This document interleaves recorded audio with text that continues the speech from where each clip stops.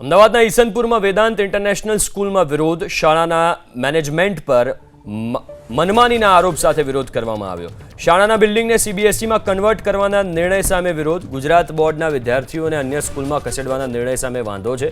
એબીવીપીને સાથે રાખીને વાલીઓનો શાળામાં વિરોધ, વાલીઓ બાળકોને અન્ય સ્કૂલમાં ખસેડવા તૈયાર નથી। શાળાના નિર્ણયથી બાળકોના ભવિષ્ય પર અસર થશે, વાલીઓએ આ નિવેદન આપ્યું છે।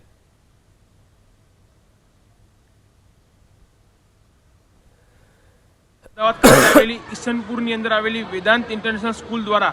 જે ગુજરાતી મીડિયમમાં અભ્યાસ કરતા વિદ્યાર્થીઓ છે તથા જે ઇંગ્લિશ મીડિયમની અંદર જે ગુજરાત બોર્ડમાં અભ્યાસ કરેલા વિદ્યાર્થીઓ છે એવા 3500થી વધારે વિદ્યાર્થીઓને શોર્ટ નોટિસની અંદર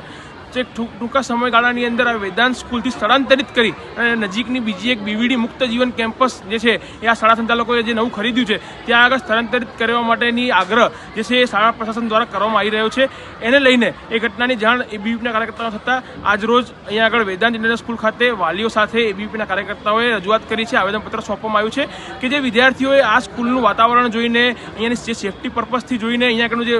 લોકેશન છે એ જોઈને અહીંયા આગળ એડમિશન લીધું હતું, તો એ વિદ્યાર્થીઓ અહીંયા આગળ જ આગામી એનો અભ્યાસ કરવા દેવામાં આવે, એનો યથાવત રાખવામાં આવે। જે નવા વિદ્યાર્થીઓ જે છે જે આગામી સમયની અંદર અહીંયા અભ્યાસ લેવા માટે આવવાના છે એ વિદ્યાર્થીને બીવીડી કેમ્પસ બતાવી અને ત્યાં આગળ આપવું હોય તો એ ત્યાં આગળ આપી શકે છે, પરંતુ અહીંયા જે વિદ્યાર્થીઓ અભ્યાસ કરી રહ્યા છે એમની જ્યાં સુધી ઈચ્છા છે ત્યાં સુધી એમને અહીંયા અભ્યાસ કરવા દેવામાં આવે